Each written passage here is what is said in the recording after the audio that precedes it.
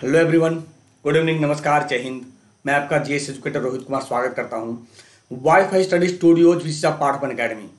तो शाम के 7 बज चुके हैं और आप जुड़ चुके हो रोहित सर के साथ, जहां आज देखने वाले हो एक्सपेक्टेड क्वेश्चंस एसएससी सीएचएसएल के लिए। कल आपने क्लास किया था ना, मजा आया ना, बहुत मजा आया, क्योंकि देखा वही सब सवाल आए बच्चे जो मैंने आपको पढ़ाया है। इसलिए कहते हैं ना, अपने गुरु पे, अपने टीचर पे भरोसा किया करो। और आज फिर से मैं टारगेट किया हूं, जो नेक्स्ट वीक एग्जाम होगा जब सीएचएसएल का, देखना ना सवाल आए इससे तो मुझे कहना सर बिल्कुल सवाल आया है, कहोगे आप खुश होकर। जल्दी से लिंक को कॉपी करके शेयर करो कि सर और मजा आए क्लास को लेने में, ठीक है। और आज मैं टॉप 25 जोड़ दिया हूं, क्योंकि 25 सवाल देखते हैं सीएचएसएल में, तो क्यों ना 25 सवाल करा दूं, ताकि आपको एक टेस्ट लगे कि सर 25 सवाल का मैंने टेस्ट किया, जिसमें से करंट अफेयर, साइंस सब कुछ इंक्लूड है, ठीक है। और देखते हैं। क्लास शुरू करने के पहले मैं रेगुलर यही बात कहता हूं कि अगर आपको लगता है सर मेरी तैयारी अभी भी अधूरी है, क्या कुछ हो सकता है, बिल्कुल हो सकता है। 60 दिन है, आप अभी भी ज्वाइन कर सकते हो, जहां पर 5000 प्लस सवालों की सीरीज चल रही है पॉलिटी में। बस रेफरल कोड यूज करना बाबा10, जिससे आपका 10% का रिबेट और मेरा पर्सनल गाइडेंस मिलेगा आपको। साथ साथ यहाँ पे रीजनिंग, मैथ्स ओवरऑल कंप्लीट होंगे, ठीक है बच्चे। अरे बस समझ में आओ, देखते हैं।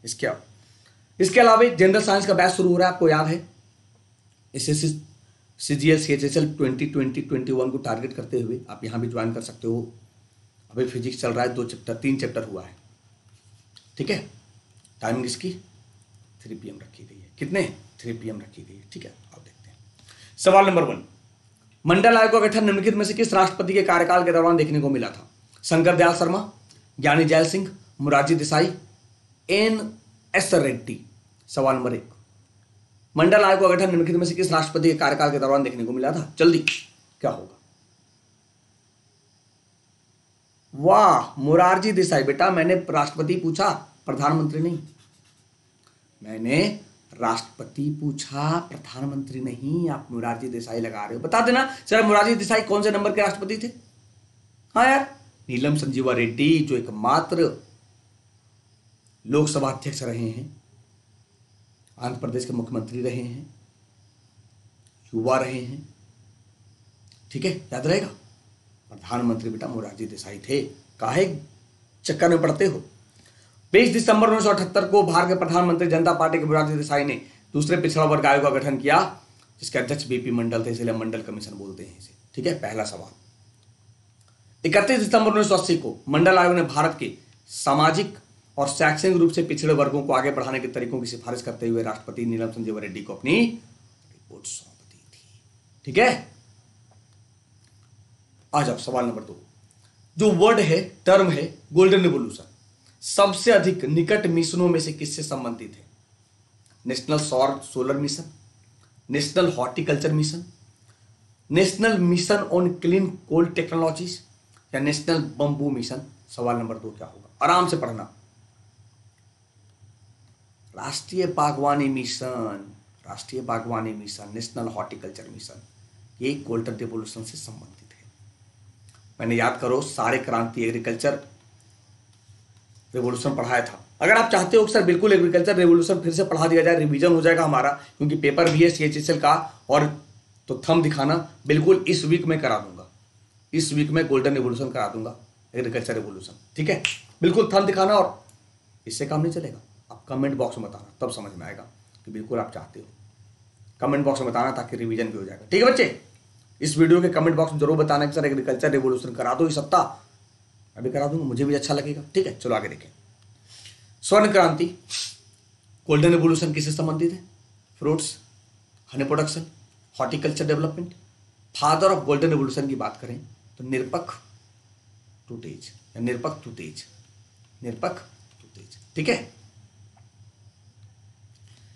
1991 से 2003 को स्वर्णिम क्रांति के रूप में जानते हैं। क्यों? उसी समय फल, शहद उत्पादन, बागवानी उत्पादन में भारी वृद्धि देखने को मिला था। आगे देखो नेक्स्ट। जापानी कला इकेबाना निम्नलिखित में से किससे संबंधित है? Japanese art ikebana is related to which of the following? Sand art, flower arrangement, paper folding, tree cutting. ये सीजीएल के सवाल हैं जो पूछे गए हैं, सीजीएल के सवाल हैं जो पूछे गए हैं। तो जापानी कला इकेबाना किससे संबंधित है? फूलों की व्यवस्था से, फूलों को अरेंज करने की व्यवस्था से जापानी कला इकेबाना संबंधित है, बिल्कुल याद रखना। सुदर्शन पट्टनायक भैया रेत कला उड़ीसा वाले। इकेबाना फूलों की व्यवस्था की जापानी कला है, या भी कदों के रूप में जाना जाता है। इसे हम कदों कहते हैं। क्या कहते हैं? कदों के रूप में जानते हैं। यह परंपरा 7वीं शताब्दी की है, जब वेदियों पर पुष्प चढ़ाए जाते थे, सजाए जाते थे। देख सकते हो, ठीक है बच्चे। नेक्स्ट, अरुणाचल प्रदेश में नामचिक नामपुक किसके लिए प्रसिद्ध है? Namchik Namphuk is Arunachal Pradesh are famous fields for koyla, oil and natural gas, bauxite, none of this, इनमें से कोई नहीं। सवाल नंबर 4, जल्दी बताओ क्या होगा? सवाल नंबर 4,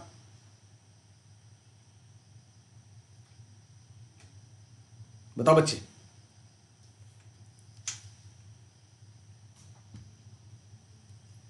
क्या होगा? कोयला। बहुत गड़बड़ है। और अरुणाचल प्रदेश में नामचिक नामपुक कोयला के लिए प्रसिद्ध है, बिल्कुल याद रखना। क्या के लिए? कोयला के लिए प्रसिद्ध है, ठीक है बच्चे। Bauxite Orissa, bauxite Orissa. तिल और प्राकृतिक गैस असम, पूरा सबसे पुराना और सबसे बड़ा गुजरात, जामनगर।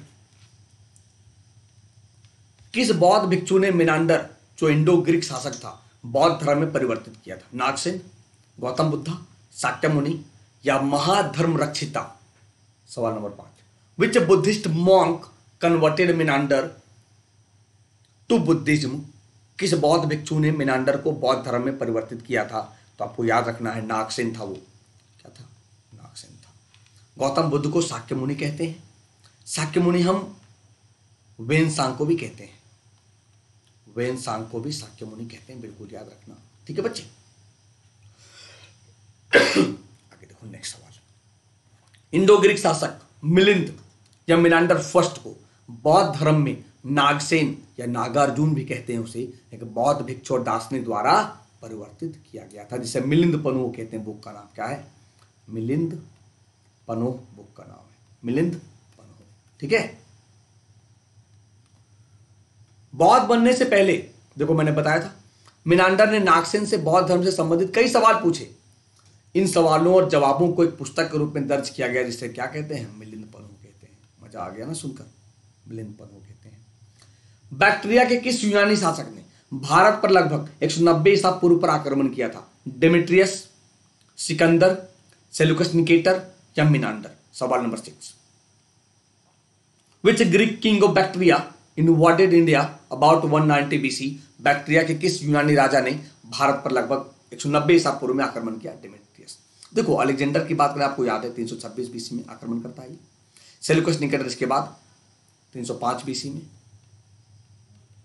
मिनांडर पता ही है कि उसका पीरियड, तो डेमेट्रियस हो जाएगा ना बच्चे। कौन होगा? डेमेट्रियस होगा, ठीक है। डेमेट्रियस बैक्ट्रिया का राजा, भारत पर आक्रमण किया 190 ईसा पूर्व में और उत्तर पश्चिम में मौर्य साम्राज्य का एक बहुत बड़ा हिस्सा जीत लिया था।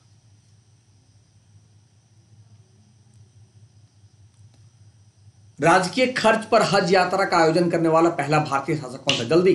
अलाउद्दीन खिलजी, फिरोज तुगलक, अकबर और हर्षवर्धन। नहीं बच्चे, आज 5:35 वाली क्लास नहीं हुई थी, आज 5:35 PM वाली क्लास नहीं हुई थी ना, सुबह हुआ था 10:15 वाला।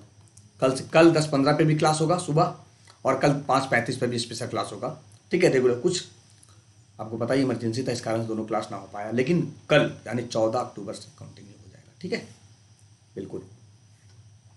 तो राजकीय खर्च पर हज यात्रा का आयोजन करने वाला पहला भारतीय शासक की बात करेंगे तो अकबर था। कौन था? अकबर था, ठीक है। अब एक चीज और समझना, हर्षवर्धन क्यों फेमस है? अरे भैया, जो आज देखते हो ना कुंभ मेला की शुरुआत करने वाला हर्षवर्धन है। फिरोज तुगलक पहली बार ब्राह्मणों पर जजिया कर लगाता है, जजिया कर ब्राह्मणों पर पहली बार। और अलाउद्दीन खिलजी की बात करें, दक्षिण भारत पर आक्रमण करने वाला पहला मध्यकालीन भारत का शासक, किसके मदद से? तो वही थर्ड जेंडर मलिक काफूर, 1000 दिनारी की मदद से, 1000 दिनारी के मदद से। अकबर पहले मुगल शासक थे, निरक्षर थे, जिन्होंने धार्मिक नीति का पालन किया। बनारस और प्रयाग जैसे पवित्र स्थानों पर स्नान करने के लिए तीर्थ यात्रा कर को हटा दिया। जजिया कर को समाप्त किया। ठीक है। अकबर पहले मुस्लिम शासक थे जिन्होंने राज्य के खर्च पर हज तीर्थ यात्रा का आयोजन किया और तीर्थयात्रियों को सब्सिडी प्रदान की। सोचो उस समय की बात है, सब्सिडी प्रदान किया, क्या बात है यार, बहुत बढ़िया। निम्नलिखित में से कौन सी रेखा लाइन पोलैंड और जर्मनी के बीच की सीमा है? सोचो, मैकमोहन लाइन पूछा था आज यानी कल CHSL में मैकमोहन लाइन पूछा था, इंडो चाइना। तो ये सब ना इंपॉर्टेंट, इतने इंपॉर्टेंट है, ट्रेडिशनल देखना पड़ेगा। तो पोलैंड और जर्मनी के बीच की बात करें, Oder Neisse, Radcliffe Bharat Pakistan, Radcliffe Bharat Pakistan. और समझते हैं क्या क्या है। Radcliffe Bharat Pakistan important, Siegfried Germany France, Oder Neisse Poland Germany, और 17th पैरेलल उत्तरी वियतनाम दक्षिणी वियतनाम, 38 नॉर्थ की बात करें तो नॉर्थ कोरिया और साउथ कोरिया। ठीक है। भारत के किस राज्य में अनुसूचित जातियों की संख्या सबसे अधिक है? मध्य प्रदेश, नागालैंड, पश्चिम बंगाल, इनमें से कोई नहीं। Which state of India has the highest number of scheduled caste? Madhya Pradesh, Nagaland, West Bengal या नन ऑफ दीज, इनमें से कोई नहीं। तो आपको याद होगा कि भारत के किस राज्य में अनुसूचित जातियों की संख्या सबसे अधिक है? None of these. इनमें से कह रहे हैं, क्या होगा भैया? कहां है अनुसूचित जाति? यूपी। अनुसूचित जनजाति होता ना, अगर SC बोलता तो SC के मामले में हम मध्य प्रदेश जाते, ST बोला है तो उत्तर प्रदेश जाएंगे। समझना, SC बोलेगा MP जाओगे। उत्तर प्रदेश में अनुसूचित जाति की सबसे बड़ी आबादी है, उसके बाद पश्चिम बंगाल और बिहार। अब देखो इसमें क्या है, पश्चिम बंगाल। अब देखो किस राज्य में, तो यहां आप ये कह सकते हो वेस्ट बंगाल, कह सकते हो अगर निम्नलिखित होता, अगर यहां पर होता विच ऑफ द फॉलोइंग। समझना, which of the following, which of the following मतलब क्या होता है कि निम्नलिखित में से, इनमें से, तब यहां वेस्ट बंगाल चले जाते। लेकिन सो तो नहीं, सीधा पूछ दिया किस राज्य में अनुसूचित जातियों की संख्या सर्वाधिक है, तो क्या कहोगे? यूपी कहोगे ना। MP कैसे मार दिए, यहां तो ST है बच्चे। समझ में आ गया? यही क्वेश्चन का मतलब तरीका समझना, शब्दों के भावना को समझना, हम यही गलती करते हैं। मध्य प्रदेश में सबसे बड़ी जनजाति ट्राइब्स, 73 ट्राइब्स हैं यहाँ। इसके बाद अरुणाचल प्रदेश, उड़ीसा, महाराष्ट्र और आंध्र प्रदेश है। ठीक है। भारिया, बिंजवार, गोंड मध्य प्रदेश की प्रमुख जनजातियां हैं। इलाहाबाद का किला किसके द्वारा बनाया गया? अरे यार तुम बिल्कुल आसान सवाल। Fort of Allahabad was built by, Allahabad का किला बनाया गया था किसके द्वारा? अकबर के द्वारा। कब बनाया गया बच्चे बताओ? 1582 में, जब ये दीन इलाही को खत्म करता है, दीन इलाही की शुरुआत करता है, प्रार्थना सभा को बंद करता है, तो 1583 में इलाही संवत चलाता है, इलाही संवत चलाता है ये। उसी समय ये निर्माण करता है इलाहाबाद का किला। तब जाकर आज प्रयागराज देखने को मिलता है। प्रयागराज, ये साहब देख रहे हो, पाटलिपुत्र का नाम बदलकर पटना रखते हैं साहब। हुमायूं का मकबरा, पहला मकबरा जिसका गुंबद व्हाइट मार्बल से बना हुआ है, बाबर दिल्ली में, बाबर का मकबरा काबुल में, अकबर का मकबरा सिकंदरा आगरा में। इलाहाबाद का किला 1583 में इलाहाबाद उत्तर प्रदेश भारत के मुगल सम्राट अकबर द्वारा बनवाया गया किला है। 1916 में होम रूल आंदोलन की शुरुआत सबसे पहले किसने की थी? Who first launched the home rule movement in 1916? Frank Besant, Helena Blavatsky, BG Tilak, Annie Besant. क्या होगा? तो 1916 में होम रूल आंदोलन की शुरुआत सबसे पहले बीजी तिलक ने की थी। देखो दो हुए थे बच्चे, एक हुआ था अप्रैल 1916 में और एक हुआ था सितंबर 1916 में। अप्रैल 1916 में पुणे में होता है, जिसकी शुरुआत बीजी तिलक करते हैं, और सितंबर 1916 में अडयार मद्रास में, अडयार आश्रम की स्थापना भी एनी बेसेंट करती है मद्रास में, ये एनी बेसेंट करती है। याद रहेगा? तो पहले बीजी तिलक करते हैं अप्रैल 1916 में। 1916 में लोकमान्य तिलक और एनी बेसेंट ने होम रूल आंदोलन का आयोजन किया। यह आंदोलन आयरिश होम रूल आंदोलन से प्रेरित था, जिसका उद्देश्य भारत में स्वशासन लाना था, स्वशासन लाना था। अप्रैल 1916 में तिलक ने बेलगाम में बॉम्बे प्रांतीय सम्मेलन की स्थापना की, सम्मेलन की, लेकिन आंदोलन कहां चलाया? पुणे में। और इन्हीं बेसन ने सितंबर 1916 में अडयार मद्रास में दूसरे लीग की स्थापना की थी, बिल्कुल याद रखना। ठीक है। भारत में विकेंद्रीकरण की शुरुआत किस वर्ष हुई थी? 1950, 1952, 1957, 1959। समझना, विकेंद्रीकरण बोल रहा है, डिसेंट्रलाइजेशन इन इंडिया। क्या होगा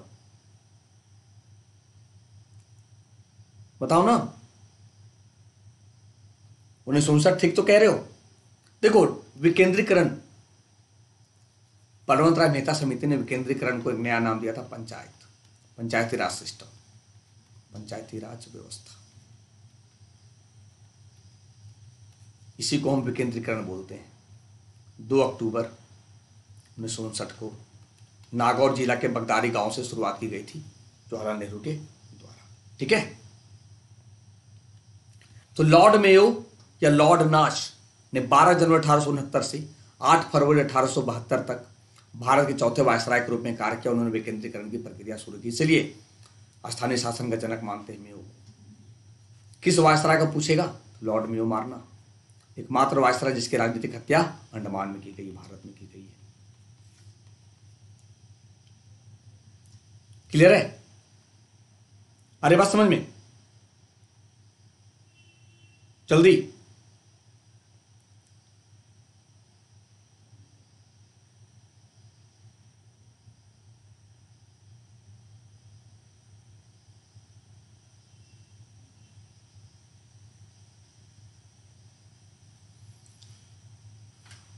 क्या बताओ भैया? ये शुरुआत करता है, लेकिन रिपन साहब को बहुत बने, आप लोगों ने भी हाँ में हाँ मिला दो। रिपन साहब को स्थानीय स्वशासन का जनक मानते हैं, स्थानीय स्वशासन का जनक मानते हैं रिपन साहब को, ना कि लॉर्ड मेयो को। याद रहेगा। तो रिपन साहब को स्थानीय स्वशासन का जनक, लॉर्ड मेयो को भले विकेंद्रीकरण की शुरुआत करते हैं, इसके बाद रिपन साहब को स्थानीय स्वशासन का जनक मानते हैं, बिल्कुल याद रखना। ठीक है। कन्याकुमारी का पुराना नाम क्या था? What was the old name of Kanyakumari? Cape Comorin, Coromandel, Kovalam, ये सभी। What was the old name of Kanyakumari? Kanyakumari का पुराना नाम क्या था? तो कन्याकुमारी का पुराना नाम की बात करें, केप कोमोरिन। कन्याकुमारी का पुराना नाम की बात करें, केप कोमोरिन है। क्या बच्चे? केप कोमोरिन है, बिल्कुल याद रखना। ठीक है। कन्याकुमारी कहां? तमिलनाडु में, तमिलनाडु में। तो भारत का सबसे दक्षिणी बिंदु कन्याकुमारी, हिंद महासागर, अरब सागर और बंगाली खाड़ी के संगम पर स्थित एक छोटा सा शहर है जो तमिलनाडु में पड़ता है। ये वाला देखो, कन्याकुमारी तमिलनाडु में। लग रहा है कि आंध्रा में है, लेकिन तमिलनाडु बच्चे। ठीक है। आई बात समझ में? किसने एक धर्म, एक जाति और मानव जाति के लिए एक ईश्वर के सिद्धांत का प्रचार किया? Who among the following preached the doctrine of one religion, one caste and one god for mankind? Jyotiba Phule, Vivekananda, Shri Narayana Guru या डॉक्टर बी आर अम्बेडकर? क्या होगा? श्री नारायण गुरु। एक धर्म, एक जाति और मानव जाति के लिए एक ईश्वर के सिद्धांत का प्रचार किया, श्री नारायण गुरु, श्री नारायण गुरु। ठीक है। श्री नारायण गुरु ने एक जाति, एक धर्म, एक भगवान के सिद्धांत का प्रचार किया, जिनका जन्म दक्षिण केरल में साधारण परिवार में हुआ था। और अगर आप देखते हो, ज्योतिबा फूले, आपको याद होगा, सत्य शोधक समाज की स्थापना ज्योतिबा फूले ने किया। विवेकानंद, नारायण, विवेकानंद का नरेंद्रनाथ दत्त वास्तविक नाम। ठीक है बच्चे। थिपुसुम त्योहार निम्नलिखित में से किस समुदाय द्वारा मनाया जाता है? थिपुसुम त्योहार निम्नलिखित में से किस समुदाय द्वारा मनाया जाता है? बिल्कुल आसान सवाल। तो थिपुसुम त्योहार की बात करें, किस समुदाय द्वारा मनाया जाता है? तमिलनाडु, तमिल भाषा तमिलनाडु में, तेलुगु आंध्र प्रदेश और तेलंगाना, मराठी महाराष्ट्र, मलयालम केरल और कन्नड़ कर्नाटक। ठीक है। तो थिपुसुम एक हिंदू त्योहार है। देख लो भाई कैसे डांस करती है, जिसे ज्यादातर तमिल समुदाय द्वारा जनवरी के महीने में पूर्णिमा में मनाया जाता है। कब? पूर्णिमा में मनाया जाता है, बिल्कुल याद रखना। या मुख्य रूप से उन देशों में भी मनाते हैं जहां तमिल समुदाय के लोग मौजूद हैं। Bharat, Sri Lanka, Malaysia, Mauritius, Singapore, Thailand और म्यांमार। ठीक है। सवाल नंबर 17, भारत के नियंत्रक और महालेखा परीक्षक मुख्य लेखाकार और लेखा परीक्षक के रूप में काम करते किसके लिए? Only union government, local body, union government and state government, all of these, ये सभी। जल्दी, सवाल नंबर 17, भारत के नियंत्रक और महालेखा परीक्षक मुख्य लेखाकार और लेखा परीक्षक के रूप में कार्य करता है, क्या होगा?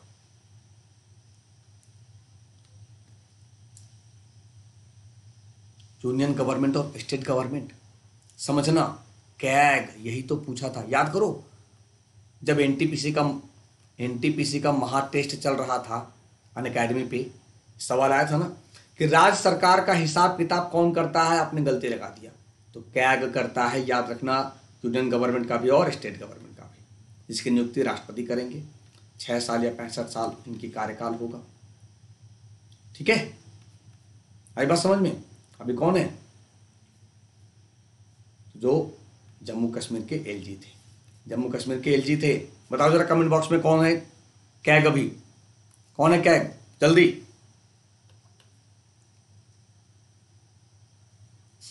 किस मुर्मू साहब है, ठीक है। पोलावरम परियोजना किस राज्य में स्थित है? Polavaram project is located in which state? Madhya Pradesh, Gujarat, Andhra Pradesh, Karnataka. Andhra Pradesh. Polavaram परियोजना आंध्र प्रदेश में स्थित है। पोलावरम प्रोजेक्ट पश्चिमी गोदावरी जिले में गोदावरी नदी और आंध्र प्रदेश में पूर्वी गोदावरी जिले में निर्माणाधीन बहुउद्देशीय राष्ट्रीय परियोजना है। 25 सवाल का टेस्ट है, देख लेना कितने सवाल भी सही किए हुआ। आज मुझे कमेंट बॉक्स में जवाब चाहिए इसका, कितने सवाल आपने राइट किया, कितने रॉन्ग किया, और कितने स्किप कर रहे हो। स्किप तो करोगे नहीं यूट्यूब में, हाँ यहाँ क्यों करोगे, तो अनअकैडमी में करते हो आप। पोलावरम परियोजना पश्चिमी गोदावरी जिले में गोदावरी नदी पे और आंध्र प्रदेश में पूर्वी गोदावरी जिले पे निर्माणाधीन परियोजना है। परियोजना को भारत सरकार द्वारा राष्ट्रीय परियोजना का दर्जा दिया गया है, ये याद रखना।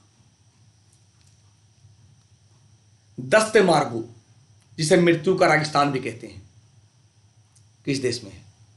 कजाकिस्तान, सऊदी अरब, अफगानिस्तान या चीन? Dasht e Margo also known as desert of death is located in which country? तो दस्त ए मार्गो, जिसे मृत्यु का रेगिस्तान कहते हैं, यह अफगानिस्तान में स्थित है। कहां पे? अफगानिस्तान में स्थित है। तकला मकान, चाइना। तकला मकान, तकला माकन या मकान, चाइना में, ठीक है। तो दस्त ए मार्गो अफगानिस्तान के दक्षिणी प्रांत हेलमंड और निमूज का एक रेगिस्तानी इलाका है, दुनिया का 20वां सबसे बड़ा रेगिस्तान है। क्या आवाज किया दूसरे का है? देखते हो अगल बगल भी आवाज करेगा तो पढ़ो चुपचाप। In which of the following river Jordan drains? किस नदी में जॉर्डन नदी गिरती है? अच्छा, किसमें जॉर्डन नदी गिरती है, माफी चाहेंगे। Atlantic ocean, dead sea, red sea, none of these. तो किसमें जॉर्डन नदी गिरेगा बच्चा? बिल्कुल आसान सवाल। जॉर्डन की बात करें तो ये डेड सी में जाके गिरता है। कहां पे? मृत सागर में गिरता है बच्चे। कहां? मृत सागर में गिरता है, ठीक है। जॉर्डन नदी के पास अपने स्रोतों से गलील सागर तक एक ऊपरी धारा है और गलील सागर के दक्षिण में एक निचला तह मृत सागर तक जाता है, तो डेड सी में जाकर ये मिल जाता है, गिर जाता है। ये आप देख सकते हो, डेड सी।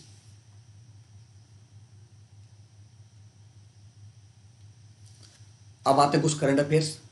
मुहिद्दीन बिन हाजी मोहम्मद यासीन को निम्नलिखित में से किस देश के प्रधानमंत्री के रूप में नियुक्त किया गया?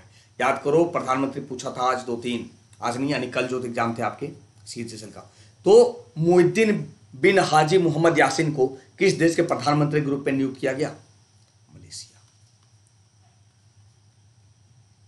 महिंदा राजपक्षे, गोतबाया राजपक्षे, दोनों भाई राष्ट्रपति प्रधानमंत्री श्रीलंका में, है ना।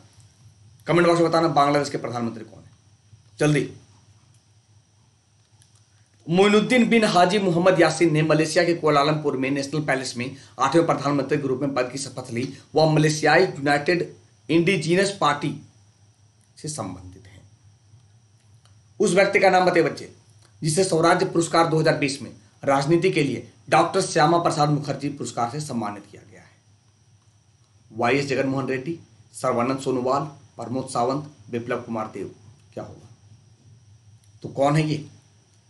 असम सर्बानंद सोनोवाल, या आंध्र प्रदेश के मुख्यमंत्री प्रमोद सावंत गोवा, नहीं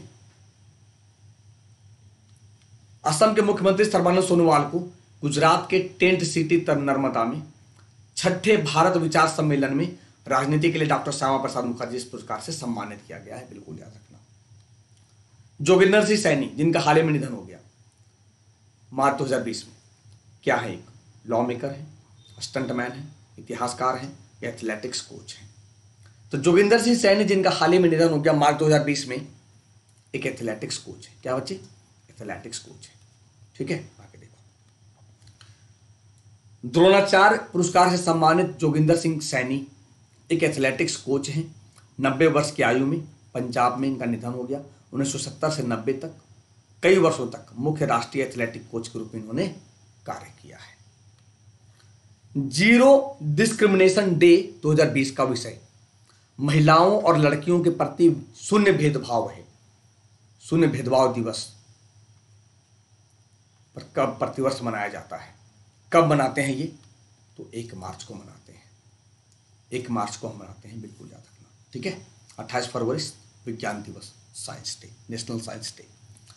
किस मंत्रालय ने नई दिल्ली में अतुल्य भारत वेबसाइट और मोबाइल ऐप बहुभाषी संस्करण लॉन्च किया है? संस्कृति मंत्रालय, युवा मामले और खेल मंत्रालय, नौवहन मंत्रालय, पर्यटन मंत्रालय। तो किस मंत्रालय ने लॉन्च किया बच्चे? पर्यटन मंत्रालय ने लॉन्च किया है अतुल्य भारत। किसने? पर्यटन मंत्रालय ने।